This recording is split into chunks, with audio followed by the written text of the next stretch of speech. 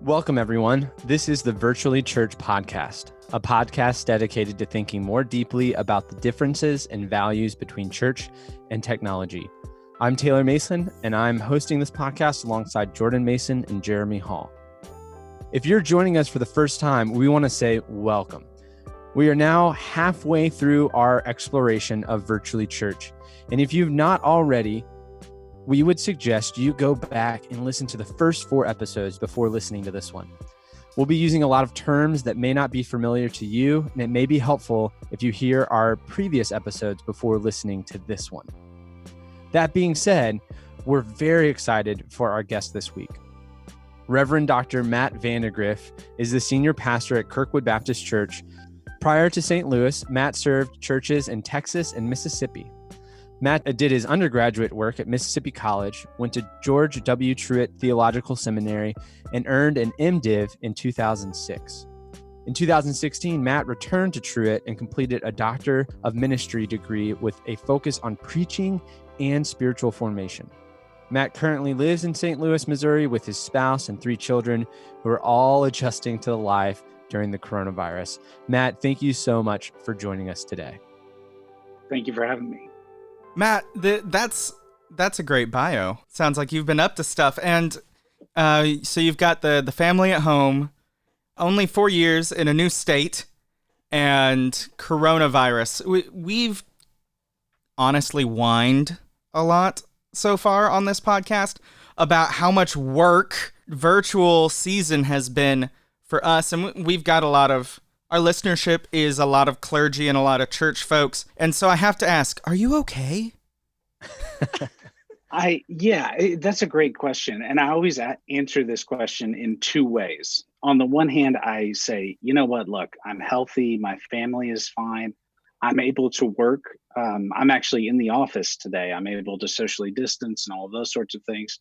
And at the same time, I was preparing to go on sabbatical in May.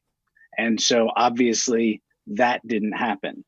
And yes, I do feel this fatigue at times around, it feels like a hamster wheel and we're going nowhere. In fact, for some of us, we keep trying to open the doors of the building and then we're having to close them again.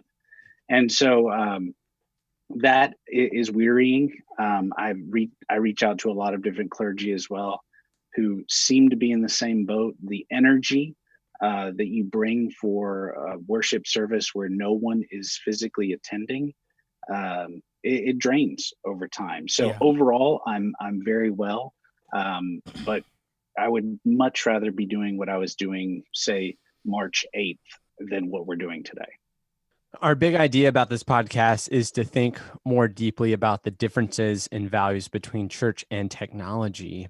We're trying to articulate that technology itself has its own values, like efficiency, efficacy, convenience. And the church also has its own values too. In episode 3, we talked about viewing the church through the lens of kingdom ethics and the kingdom of God. And some of those values would be peace, love, forgiveness. So that's kind of where we're structuring and we're exploring this as a podcast. And today we're excited to kind of talk to you, Matt, as a senior pastor. Yeah. So Matt, I know you've been following along with our podcasts, listening along. And I'm wondering how this distinction of values, if it has or how it has changed the way that you've thought about doing church during the pandemic. And I guess I'll start by asking a little more specifically, how has your church been using technological platforms during COVID, and what values do you see that enabling or disabling for you? Yeah, I want to say thank you first to Dr. Bishop for giving that language of enabling and disabling, because I didn't have that. It was really insightful. We are using YouTube Live to stream our worship services, our worship service, I should say. Doing things like a hymn sing through that as well. We're using Zoom for Bible studies and all of our meetings, those platforms. And those have been helpful in that we can have a reasonable facsimile of face-to-face contact. We've also gone low tech on some things. I'm getting more letters and notes than I would have gotten at other times. We, at the very beginning of this on the pastoral staff, we divided the congregation into 4 sections and called every single family in the church just to check in on them and those sorts of things. So we're utilizing everything we can to stay connected with people. But it is interesting having talked to a few people about, let's say, worship, for example. There are a lot of people who really like the online format of worship. They like staying in their pajamas. They like being able to go pause maybe and then walk into the kitchen, grab a snack, extra cup of coffee, something like that. You don't have to brush your teeth. You don't have to take a shower. You should still do that. If you're listening, you should brush your teeth every so often. But honestly, and shower. Some of our folks never have. Some of our folks have never brushed their teeth or taken a shower. And a lot of our folks have gotten up to get that cup of coffee in the middle of the sermon. Yeah, I mean, it's. I was joking with someone on Sunday morning about that, and they said, "Look, if we could put a little coffee station right over here in the sanctuary, that would be great." Those kinds of things, and that value of convenience. While on the one hand, I understand it, it certainly is nice to be able to not have to get all the kids together and out the door and on time for Sunday school. And it's so nice to be able to open a screen, click on the Zoom link, turn off your video, because you're probably going to go back to sleep at some point during that, at least for our youth. And it is convenient. It's also nice that it's portable. You can take it wherever you want to go. If you have some errands to run and you don't want to miss worship, you just bring it along on your phone. You can listen to it, all those sorts of things. But it's also difficult because convenience has, for me, sort of a slippery slope here. We're in a culture that values convenience. We want convenience and we want efficiency. We want the ability to get everything we want as quickly as we want. So we have these food delivery services, for example, that can bring me a burrito all hours of the day, whether I need the burrito or not, so to speak. Well, if worship becomes just another commodity in a buffet of commodity and entertainment options that are available, I think something's really lost there. And so we've been struggling as we think through this. Hey, long term, what are the effects that this has on the congregation? Yes, it certainly is convenient to be able to click on a link or to tune in and sit on my couch. But there are some things that are being lost in that. And it's not just the face-to-face interactions. I think there's something lost in the building of community bonds. I think there's something lost in this idea of who is really pastoring you during this time. So we are struggling through that. We have chosen at a couple of different points not to stream certain things. We are discussing when we do finally open the doors and have in-person worship. Do we stream that while we're also trying to do a live stream on Sunday? What does that look like? And so there are a lot of things up in the air for us right now. Have you thought through making decisions? You just mentioned a little bit about maybe doing some things that we haven't done virtually. How are you making decisions on what to use and what not to use, even if it's technologically possible? I think sometimes in this world as ministers, so many things get brought to your table and like, look, now you can do this. Like, we have a new technology that allows you to do this. You can check people in, you can do this and that. So now it makes things even easier for you. Are there some things that you've seen that is technologically possible, but you've decided not to do, or you've worked through or thought through that process? Yeah, we have been having this discussion on staff in the smaller pastoral group of just because it's possible, does that mean we need to do that? And, I think there's a tendency because, well, I can speak for myself. You want as many people to hear what you're proclaiming, to hear the gospel as possible. And so I really identified with something Jeremy said in a previous podcast about 6,000 IP addresses since they started streaming. There are more eyeballs on the screen than we've ever had at Kirkwood Baptist Church. And for me, each of those screens I count as at least double, because I know in my house there are 4 people who are watching at a time. So I feel like that's a generous estimate. So I see all these numbers come in about this is how many people were watching the worship service, or here was your peak moment, and here's where people came in afterwards. Even in that idea of coming in afterwards, though, is this idea of, well, I decided I wanted to have like a late brunch, and it wasn't convenient for me to tune into worship at 10:30. So after, a couple mimosas and a nice brunch, I decided to tune in about 12:30 and just watch the nice little worship service that you put together. And that idea of convenience, while it might widen our market share, there are some real flaws in that. As far as decisions, we haven't come to any final decisions, but one of the associate pastors here made a great point and said, hey, look, why don't we look at in-person worship and online worship as 2 different things? So that when we're doing a worship service and we have, let's say, 25 people or 50 people in the sanctuary, that is the service right there. And we're not going to stream that. We're going to actually just focus in on the worshipers who are there, who are present on that day. And then we're going to also do our normal, new normal COVID-19 online worship service.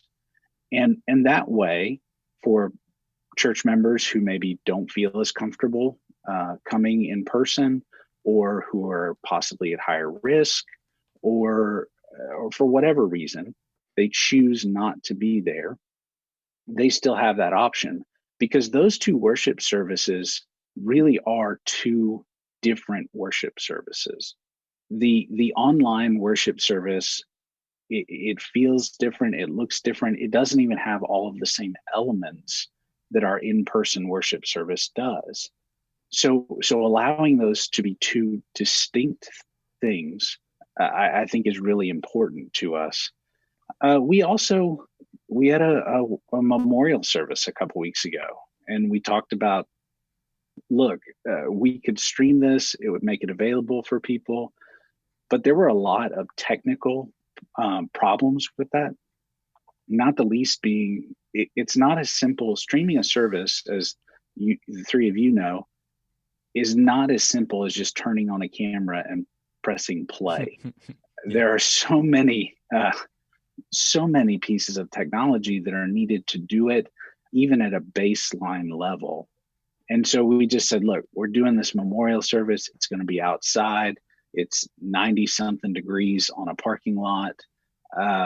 Let's just do the service. And we actually had a really large number of people show up for the memorial service, but we've had to make those kinds of decisions. That isn't to say that we've never streamed a funeral before, and we were actually doing worship services streaming. We've been doing it for about a year already. I have a question about the 2 streams idea of the in-person service and the online service being separate entities. Are you going to make separate churches? That is actually my concern. I think in some ways you are.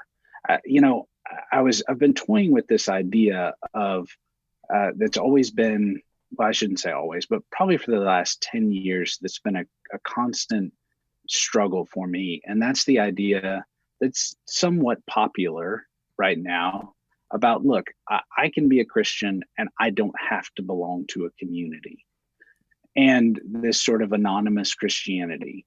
When I was in Houston, I was surrounded by mega churches. I mean, churches that are 100,000 people. I mean, it's kind of a joke.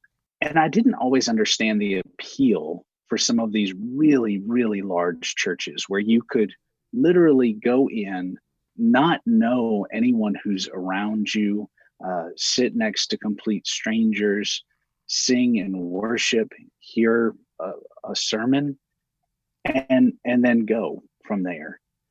But I think that's somewhat the appeal, similarly to online worship. And I would think about it in this way.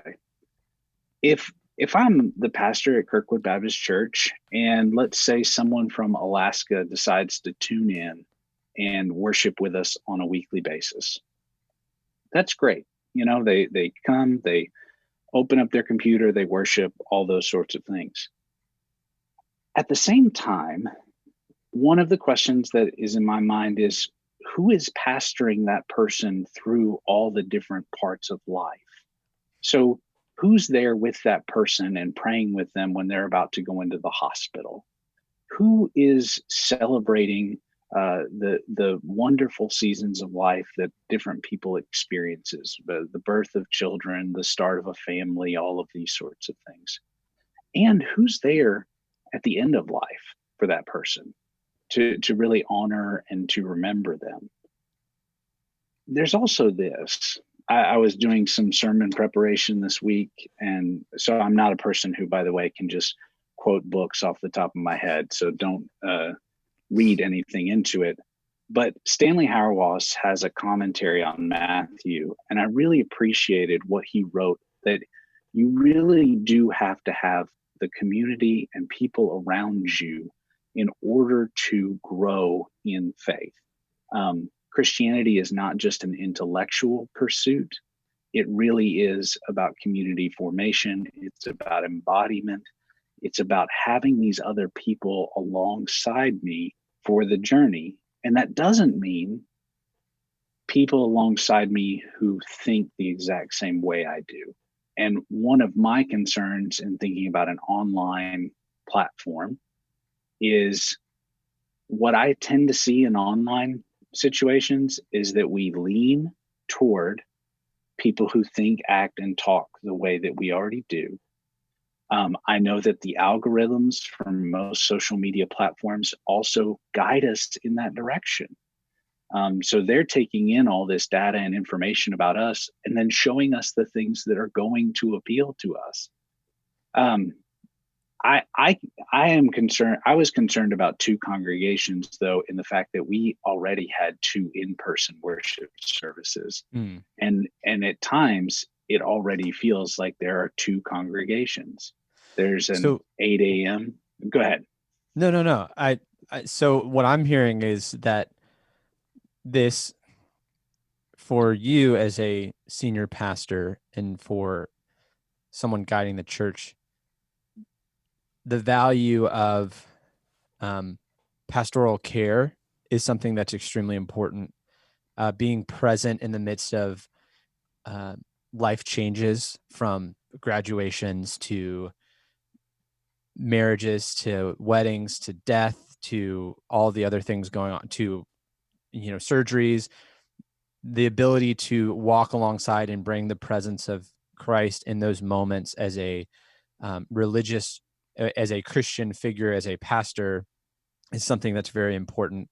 I'm also hearing the value of, I don't know how you would describe the value of tension or the value of, help me out with some language about being together with people that you don't always agree with or connect with. That's always been something.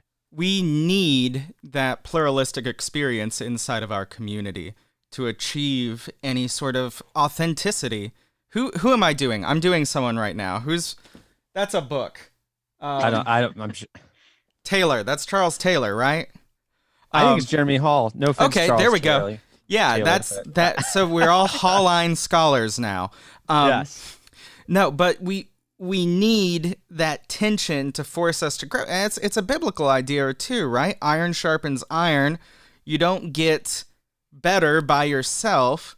And that's sort of Hauerwas's whole shtick is that you can't do Christianity, any piece of it, by yourself. Christian ethics happens in community. Christian formation happens in community.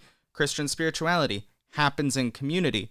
And so if you're disconnected from other believers, you've, in a way, lost your connection with the ground of being and what it means to be Christian. But, many people are going to say, probably people listening on the podcast, they're going to ask the question, and I'll pass the question to Matt since he's our guest. I can connect with people on Zoom. I can connect with people over FaceTime. We're calling each other. We're writing each other letters. We are commenting on the live feed on YouTube. So, you're telling me, isn't that a way of connection? Am I not connecting in that way? Yeah, I would say it is a form of connection. I also wonder, though, for a new person coming into that community, it's one thing to have an already established community that shifts into an online setting because you have already spent a lot of time building a relationship together. You've spent some time sitting in Sunday school with that person whose political posts on social media drive you up the wall. Mm-hmm. You have spent some time singing in worship together, great songs of faith, while knowing that that person voted for the candidate that you despise. And yet there's something that that brings you together, which is the body of Christ. How do you bring people into that community when it's so easy to mute someone, when it's easy to dismiss them? And I'm guilty of it as well. So please don't hear me. I'm not saying this from I have to block people. I sometimes have to go, you know what? I've had enough of this. I'm getting into the fray. At the same time, I wonder how it develops long term. I think there's something about being able to see a person physically with you. A couple of weeks ago, we did a hybrid meeting where we did it partly online and partly in person, and it was a disaster. Nobody could hear each other, all of that. But there was something about being physically in the room with people that really was meaningful. And when you're having to have difficult conversations about, I really don't understand your viewpoint. Technology is great because it presents an approximation of in-person worship. But I think that Dr. Bishop actually really pointed this out. There's nothing, it's not the same as talking one-on-one. There is a medium that you are using. Mm-hmm. And let's all be honest, we're a lot braver online than we are in person. We say things and we use tone in ways that we would never do in person. And maybe tone's the wrong word, because I don't know that you can always read tone through technology. There's more room for assumption of tone. Yeah. I mean, if I know this person on most points disagrees with me, I'm assuming they're still disagreeing, and I misread their comments. I make a comment and it just continues to snowball. So I do think that you can say, hey, look, for already established communities, online may be it's the only option we have right now where I'm serving. Mm-hmm. So it's the best we've got, but it's still not the best possible. And I think that's for me where I struggle because I think there is something about being together. So talking about the best possible and struggles, from our first episode, we had a pretty big debate from some listeners. So Jordan, will you elaborate a little bit more on that for people if they haven't listened to the first episode yet, or I have good now friends, that we have a pastor here? I have good friends who told me they strongly disagreed with me on this, which is great. And I actually don't know that I personally hold this view, but I was just explaining that it's a very common Protestant way of describing preaching, to say that the act of preaching is a moment where the Holy Spirit meets you and where you speak like in the words of God, like that come to you, and that it is an important moment that's particular and that can't be stored up for later. And I think this is really tied into a pretty deep like Protestant commitment to revelation and to God's word breaking in to our reality, and that it can't be controlled by humanity, that even the preacher can't control God's word. And so I was just wondering, do you agree that Doctor. I mean, I think you studied homiletics, right? Like, Yes. when you're preaching, is that the moment where the Spirit comes to you? Or do you think of it differently, maybe as the moment that the hearer hears it, which may be later? So this question is one I can remember having a conversation with a friend of mine who passed away several years ago, who did a PhD in church history at Notre Dame. And I said, "Hey, what are you studying right now?" And he said, "Well, I'm studying evangelicalism in America and the particularity of the moment." And I said, "Okay, well, that went way over my head. I don't know what you're talking about." And Jeff said, "Look, evangelicals emphasize moments. They emphasize the moment of salvation, the moment of your baptism. There's a real particularity to that." And he said, and there's nothing wrong with that necessarily, but it's not the whole picture. And so he said, what I'm trying to do is help evangelicalism live into a larger narrative.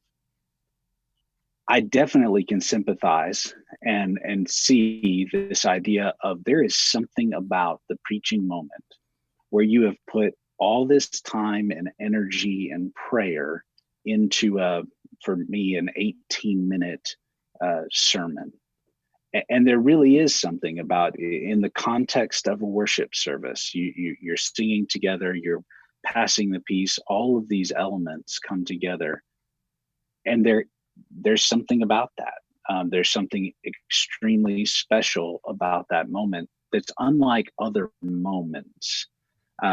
Being physically present or even online watching something live happen, there's just something happening there. But also, as far as my own preaching goes, I'm a manuscript preacher, so I spend all week studying, writing down a manuscript.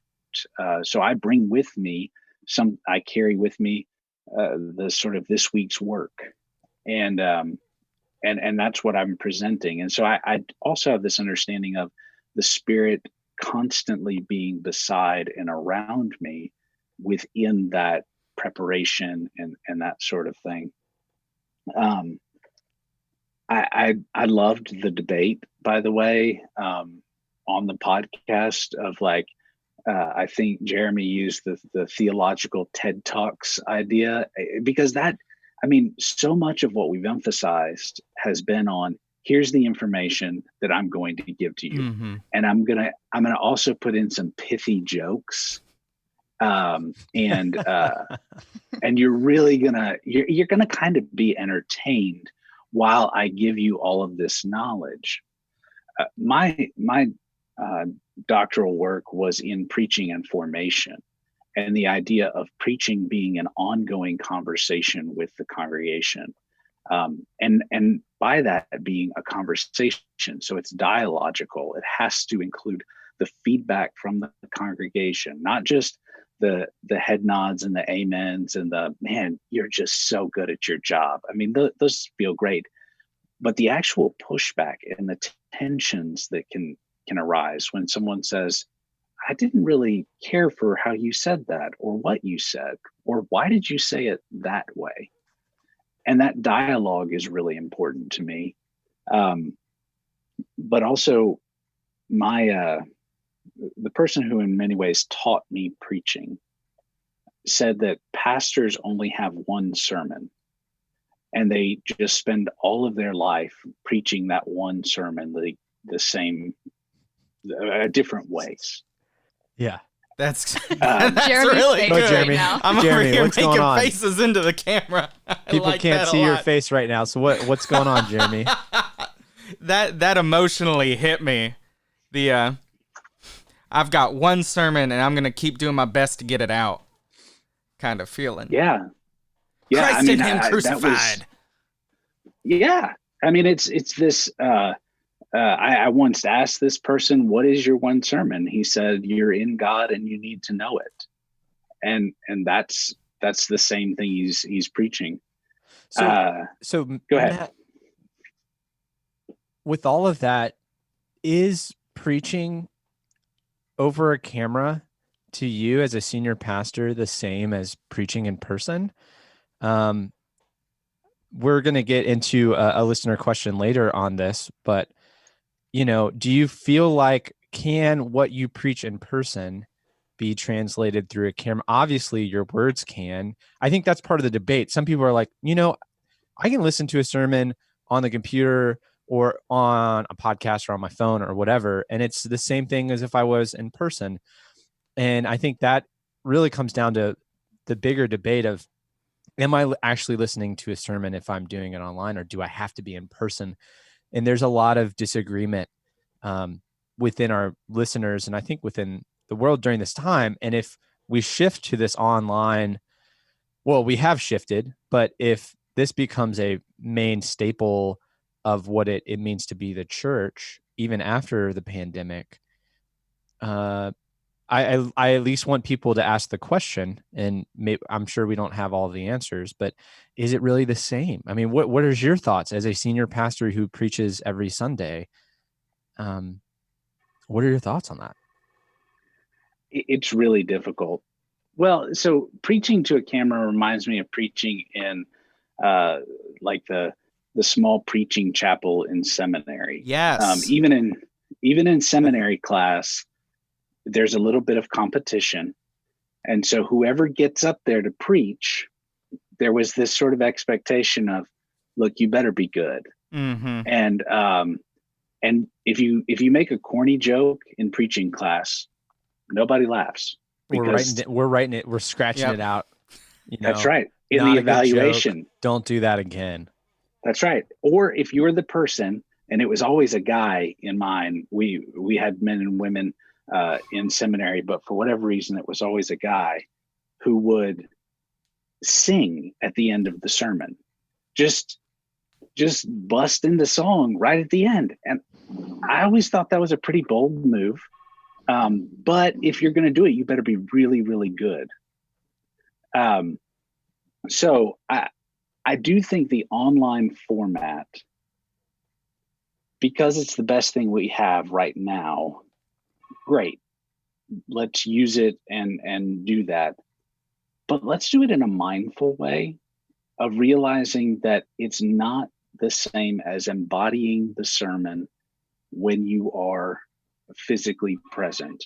Even online, there is the issues of embodiment, because if you can actually see the person and not just auditorily listen, or not just listening, there is something to that. I think about New Testament letters that were written. They weren't just read to the congregation. Amy Jill Levine has this great understanding of when you were reading one of the letters or one of the gospels in a church setting, it was also being performed. There was a way in which it was being enacted in that. And so I think it's important we keep that in mind.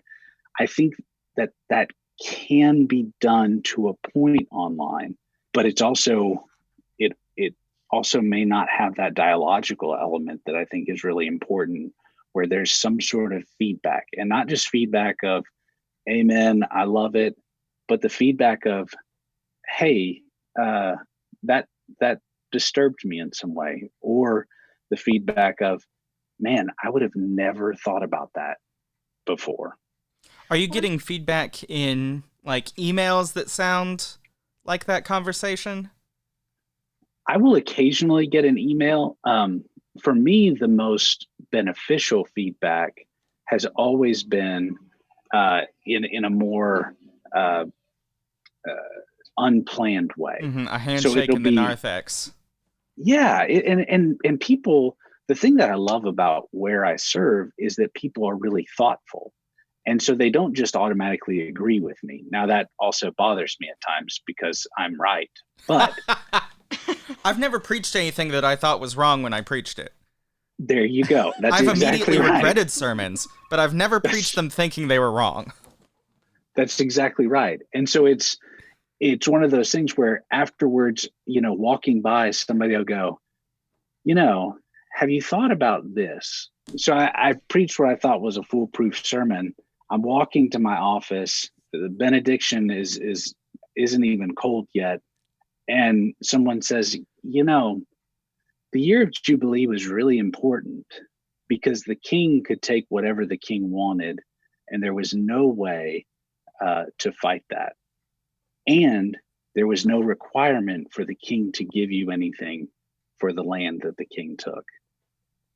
And while I don't necessarily agree completely with it, I really appreciated the willingness to push back and to say, hey, that's not the only perspective on this.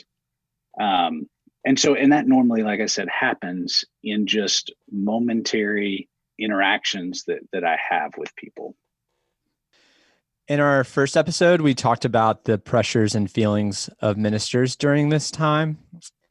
So as a senior pastor, are you feeling the pull to be super creative and use anything necessary to make things happen? Almost like recreating everything that we did before COVID-19, just with different forms of technology?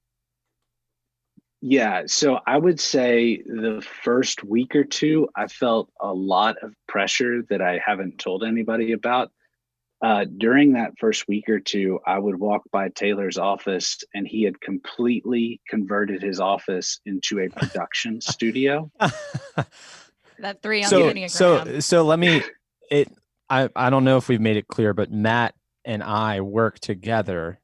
In full disclosure, the first thing that popped into my head was under this idea of pressures of, oh my gosh, for a few reasons. And we talked about this last episode. One, I'm going to make sure that in the midst of all of the abnormal stuff going on, the youth and some of my students have more normalcy. So we're going to do our Sunday night stuff at the same time.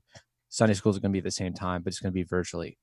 And then another part as a 3 on the Enneagram.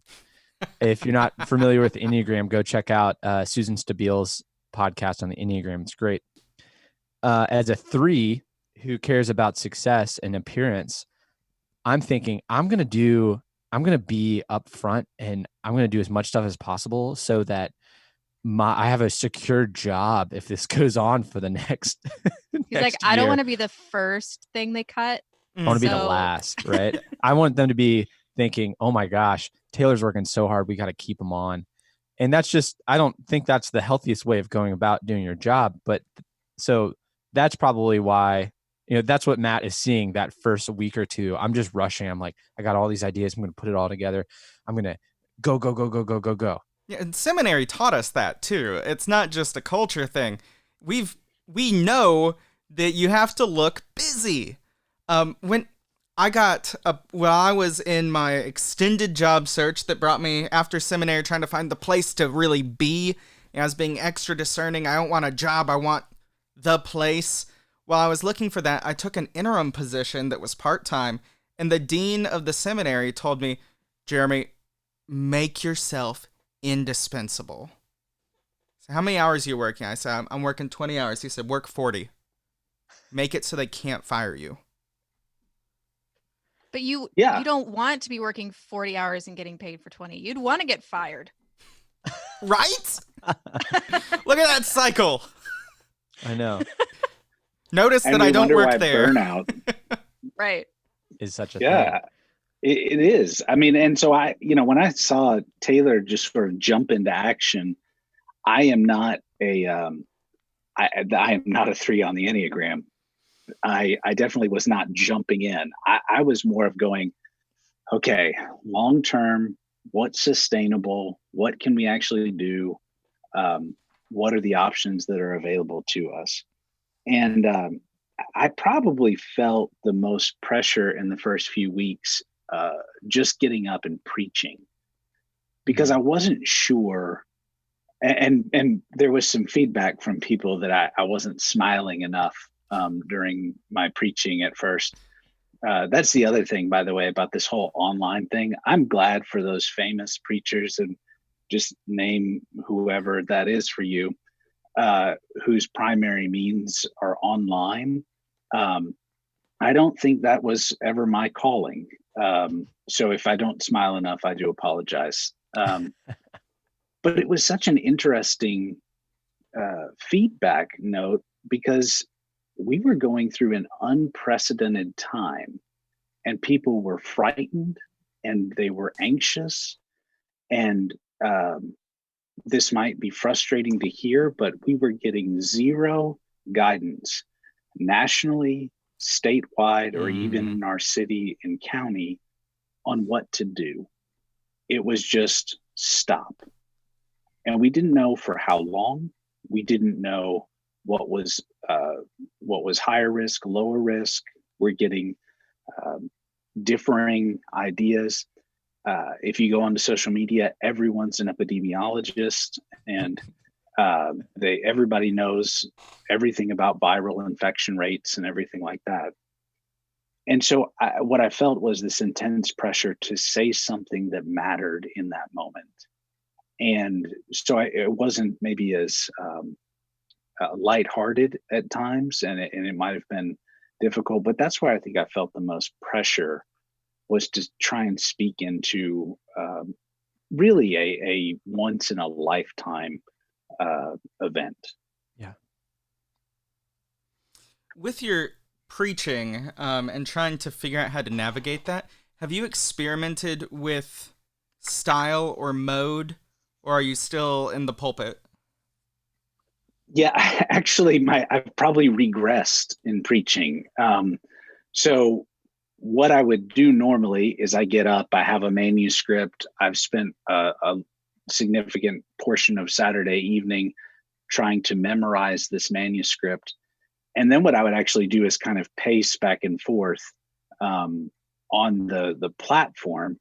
And so there was some movement and things like that in the sermon. Now I'm pretty much anchored to the pulpit. And part of that is because I want to make it easier for the camera person. I've never thought I'd be saying these words, but I want to make it easier for the camera person to be able to put one shot in and make it a little bit easier. Before, I wasn't thinking about the people who are viewing it online. I was thinking primarily about the congregation who is present, and that online was the sort of, I think, to use another word from previous podcasts, was sort of eavesdropping, was looking in, was watching the service. Because I think we've had, here at KBC, one of the main values of us creating a live stream was for our stay-at-home members and our members that were physically not able to come to church. But Jordan and I have had some discussions about, well, what's the difference and how's that changed? Remind me just a little bit more, Jordan, about that. Well, so I was asking, what's the difference between saying there's part of our community that is homebound, and so we're just on the side going to let them eavesdrop through this camera, or half of our community is high risk for COVID, so they're going to stay home and they're going to eavesdrop through the camera. And I think what Taylor said in response is the percentage of people is so much greater, that it's fundamentally different. But I don't know. I'm not really satisfied. I don't know. Well, I think it goes back to that earlier question of what is different. I mean, it's different to see the passing of the peace, where if we ever do that again, where you actually go and see people shaking hands with one another rather than sort of waving at the camera and nodding to one another. Um, and yes, percentage wise, it was a very small amount of people who were watching online. My mom isn't around, so that, like, the one person who would watch from my family wasn't available, so we couldn't even up our views there. Yeah. Do you feel like there's some things that has changed that you've appreciated as a senior pastor, or that's brought to light something, or it has helped you, what am I trying to say here? That's helped you communicate some deep value of what it means to be the church during this time? Yeah, I mean, Go ahead. hold Hold on. I think Jordan was oh, going to clarify for me. I think what you're asking is, has this unique situation sort of enabled some values to be lived out in certain ways that we weren't before, or highlighted some of those values? definitely the value of community, and the care for each other. Similar to, I think, what was done by David Gushy's Sunday school class, we've had different people donate money, particularly for, hey, look, we know people are going to lose jobs, and we know people are going to have trouble paying bills, and we just want to make sure that there are funds available for those situations. And for several people, the community bonds were even outside of Kirkwood Baptist Church. They were just, hey, look, if you know of people in the immediate community or your neighborhood. When we started calling people as a pastoral staff, one of the questions I asked was, what are the needs? What are the needs in your immediate area where you live? And what are the needs where we are? And we're trying to make sure we have funds available to take care of those needs. Great. All right, so now we're going to move on to some listener questions. We want to thank you for engaging in some conversations, and we have 2 questions this episode to engage in. So go ahead, Jeremy, take the first one. All right, awesome. So we've got a question from a listener named Jim, and we think this is a perfect one to throw at you, Matt. So Jim's asking, he says, quote, "How can you effectively preach with no congregation? The NFL is considering playing games without a crowd, and I think athletes will perform differently when there isn't the energy of a crowd surrounding them. Preaching to a virtual audience has to be similar to this. How do you create energy and bring a well-crafted sermon every Sunday without the congregation, without that feedback there?" Well, I appreciate the assumption that there's a well-crafted sermon every Sunday. I really appreciate that, Jim. It is exhausting. I'm more tired at the end of Sunday preaching one service online than I have ever been preaching 2 services in person. You bring all the energy and you're expending it, and there is no feedback in there. But the other thing that I think is a little bit different is that I'm still preaching not to people I don't know, but to the congregation that I do know. And so I know the people that I'm preaching to. Look, if anybody wants to jump in on worship and see the well-crafted sermon that's there, great. But I'm preaching to people I know who have surgeries coming up, or who just had grandchildren, or who are frustrated because they haven't been able to hold their grandchildren. People have just had babies. So I know the people to whom I'm preaching. And so there is something there, like I was talking about earlier, about relationship that's been built over time, that I'm still preaching with those people in mind. I do think, as pastors, I believe one of you called us egomaniacs at one point on a podcast. That had to be Jeremy. I don't know who else was. Absolutely. Yes. I think that if you're preaching only to the online congregation, in the sense of people who might be out there, that changes the preaching moment. And our next question is from Paul. And Jordan, I think you could answer this one, or at least we can tag team it all together. But Paul said, I was wondering if you guys think there is a difference between a solo Bible study that people do on their own, read their Bible journal, and a solo video worship service where you're participating in worship, but you're by yourself. Okay, here's how I would start to think of that question. And you guys can jump in. So I would start to think, what is the reason behind these activities that we're doing? So what's the focus? So a solo Bible study. Usually when people are doing that, they're either studying in the sense of like trying to get information. So they're studying about like the historical context of scripture, or certain like textual criticism, like literary criticism of the Bible, or they're reading a book or something like that. Or it's more of a spiritual, like individual spiritual experience. So like trying to commune with the Spirit, or reflecting in word on how I can better myself or something. Right. And those are solo activities, right? Versus a worship service, I don't want to say goal because it's not a goal, but the reason behind these activities is to gather as the kingdom of God, right? To bring the kingdom to earth, to be God's people collectively together, to worship God as a community. And so I would just start to think for this question, like what do these different technologies enable or disable for those, not goals, but like those focuses? Being solo does help you connect inwardly with the Spirit, but does it help you worship as the body of Christ? Not as much, maybe. I don't know. What do you guys think about that?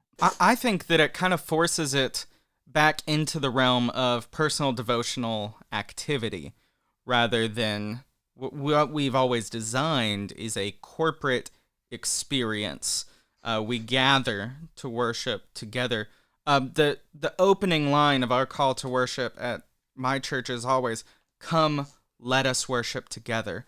And I still say that into a camera by myself every week, and it's very strange. I've added a liturgical song and dance.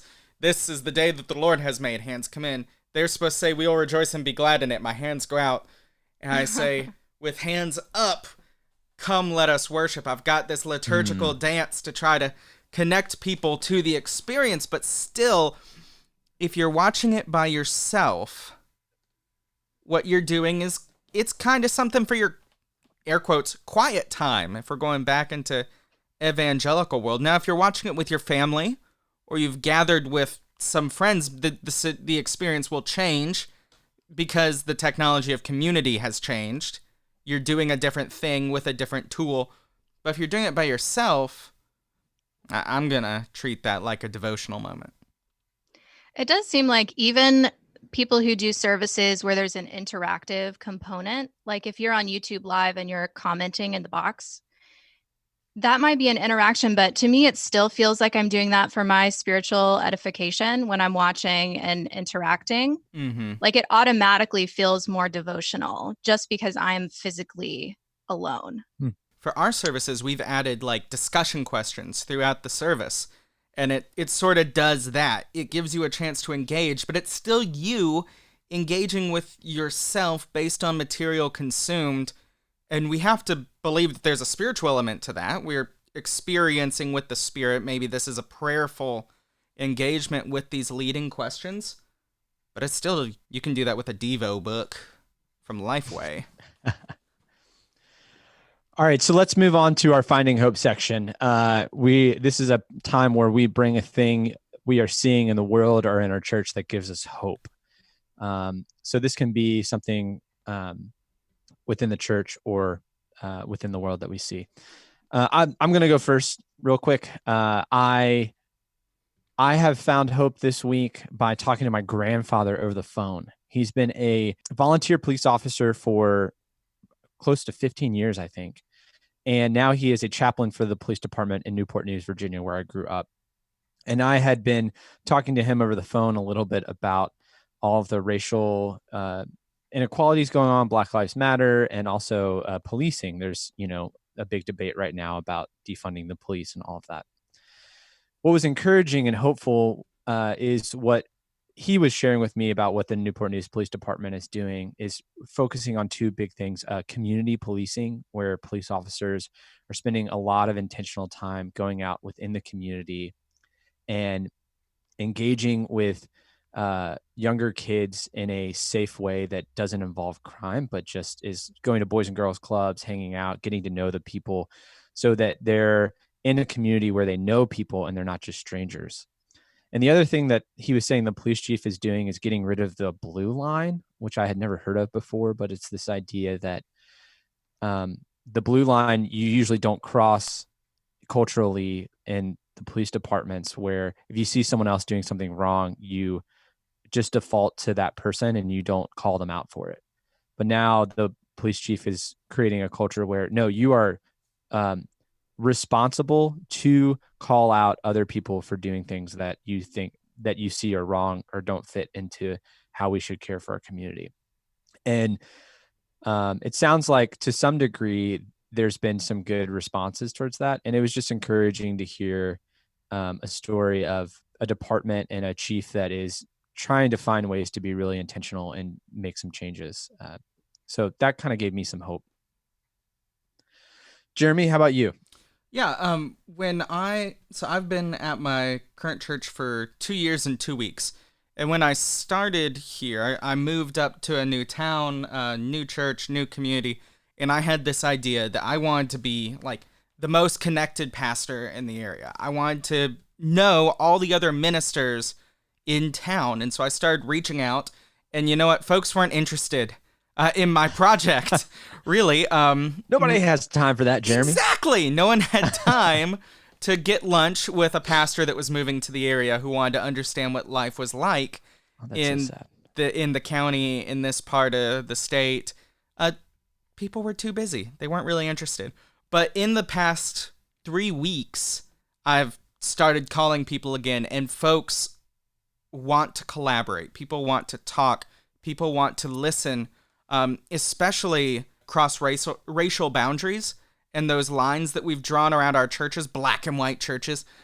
I've been able to sit down with a lot of pastors of African-American congregations in my community and listen and learn some of those stories just in the past couple weeks in ways that have not been available previously because our priorities and our schedules were different.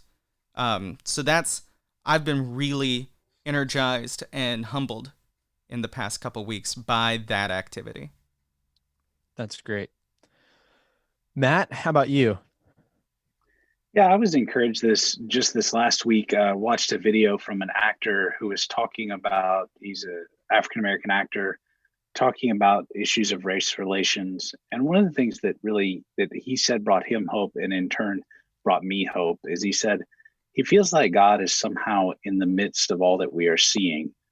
And what he said, and theologically I will struggle with this a little bit, but he said it's almost like God said, we're going to put everything on hold. We're going to pause everything, all the things that kept you busy, like Jeremy said, all the things that you thought you had to do. And we're going to make you see these racial inequalities that are happening, these videos that we're seeing. And maybe for the first time, some of us are really seeing this and doing something about it. And that's really hopeful for me. Jordan? Yeah, so mine's going to be a little short, but I want to give a shout out to one of the Sunday school classes here at KBC. I don't know what they're called, but nailed it. It's a Sunday school. Sorry? Best shout out ever. Yeah, right. No, I don't know who you are, but you're awesome. Well, I don't know their name, but they invited me to come talk a little bit a few weeks ago about they're going through kingdom ethics, actually. And they're talking about sources of moral authority and what to do when we don't trust our sources of moral authority. And I had so much hope after talking to them for a couple of weeks about those issues, and always ending on such a positive note of like inclusion. And we just love to struggle together with these questions. And nobody can say anything that's so stupid that, it's not allowed or whatever. So yeah, that was very hopeful for me. That's great. If you are listening and there are places where you're seeing hope in the world, we haven't made this plug before, but feel free to write in and let us know, or share it with us on Facebook. We would love to hear that. If we agree, we'll share it. If we disagree, we'll call you out for having bad priorities. Yeah. Well, Jeremy, Jordan, Matt, this has been great. It's so good to see you again. And thank you so much for another great conversation. Thank you. Yeah, thank you. Also, thank you for listening. If you've enjoyed our conversation, please subscribe to our podcast for new episodes. Leave us a comment, rate us on iTunes. Ratings help us get in front of people. We got 3 amazing ratings. We would love more, so we need your help in that process. Next week, we're going to be bringing on Ben Garrett from the Innovation Program and Operations Manager of the Hatchery at Emory University Center for Innovation. So we're going to be talking to him about some really cool things on innovation and how we are taking this time and maybe moving forward. So you won't want to miss that. Also, don't forget to follow us on Facebook to get updates on our upcoming podcasts, extra resources, and some behind the scenes content. Also, if you have any questions about us, if you like the listener questions and you want to write in, please let us know. You can write your thoughts and questions or concerns to our email address, virtuallychurch@gmail.com. That's virtuallychurch@gmail.com. Thanks again for listening, and we will see you next week.